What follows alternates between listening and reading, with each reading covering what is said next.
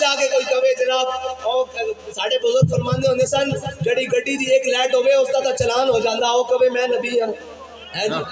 ساڑھے بزرگاں نے تو مثالہ بھی کمال دیتی ہیں فرمایا جڑی گڈی ایک لائٹ نہ روڈ تے آوے جناب اس کا چلان ہو جاندہ تے جڑا ایک آنکھ رکھ کے دجال والی آکے میں بھی نبی ہوں اس نے مثال میرے آقا مولا صلی اللہ علیہ وسلم